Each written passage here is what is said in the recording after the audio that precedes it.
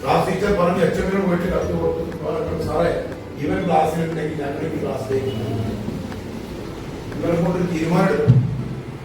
ഞങ്ങൾ പഠിപ്പിക്കാൻ കഴിയില്ല, ക്ലാസ്സിലേക്ക് പോകാനേ കഴിയും. ഇത് എന്താക്കി അവസാനം എച്ചം ഇവരെ വിളിച്ചു. ആരെ?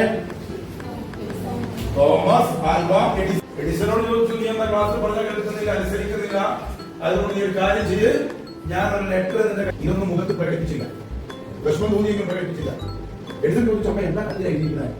അപ്പൊ അമ്മ പറഞ്ഞു, മോനെ നിന്നെ പഠിപ്പിക്കാൻ കഴിയുന്ന അധ്യാപകന്മാർ അവിടെ ഇല്ല, എന്റെ മോൻ വലിയ ബുദ്ധിയുള്ളപ്പിയാണ്, വലിയ കഴിവുള്ള ആളാണ്. അപ്പൊ നിന്റെ കഴിവിനനുസരിച്ച് പഠിപ്പിക്കാൻ കഴിയുന്ന അധ്യാപകന്മാർ ഒറ്റ കുട്ടിമാർ സ്കൂളിൽ. അതുകൊണ്ട് എന്റെ മോനെ ആരെ പഠിപ്പിക്കുന്നത്? അമ്മയായ ഞാൻ പഠിപ്പിക്കും. ഉയർന്ന ക്ലാസ്സിലേക്ക് ട്യൂഷൻ പഠിപ്പിക്കാൻ വേറെ അധ്യാപകന്മാരെ വീട്ടിലേക്ക് കൊണ്ടുപോകും. അതുപോലെ തന്നെ ഈ വർഷമാണെങ്കിൽ നമ്മുടെ അറിയുന്ന പഞ്ചായത്ത് തലത്തിലോ അല്ലെങ്കിൽ റിട്ടയർ ആയിട്ടുള്ള മാഷന്മാരൊക്കെയാണ് നമ്മുടെ നാട്ടിൽ.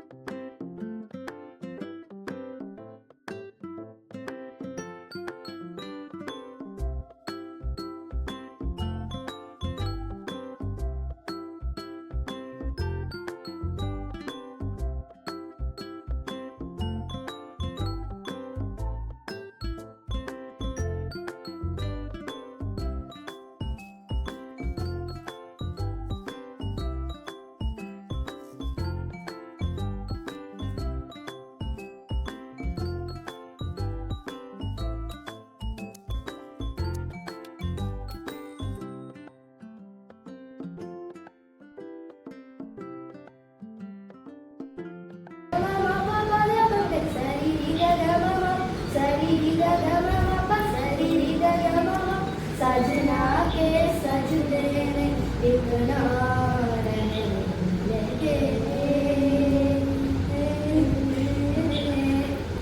दीवाना दीवाना दुनिया लगे. Play the gun.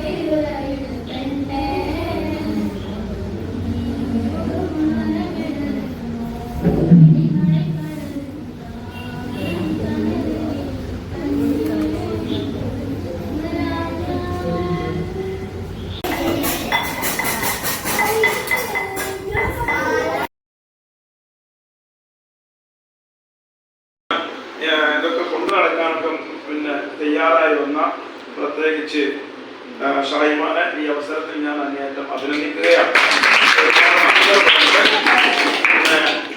വളരെ നല്ല തോറ്റോ ചെറുതായിട്ട് തോറ്റു സാറില്ല കേട്ടോ. തോറ്റവർക്കും ജയിച്ചവർക്കും ഒക്കെ എന്റെ വകയായിട്ട് ഐസ്ക്രീം ഉണ്ട്. എല്ലാം പറഞ്ഞു വരുന്നത് നിങ്ങൾ നന്നായി പഠിക്കും വേണം, നന്നായി കളിക്കും വേണം. രണ്ടും വേണ്ട, പഠിക്കും ചെയ്യണം, കളിക്കും ചെയ്യണം. കളിക്കുമ്പോൾ നന്നായി കളിക്കണം.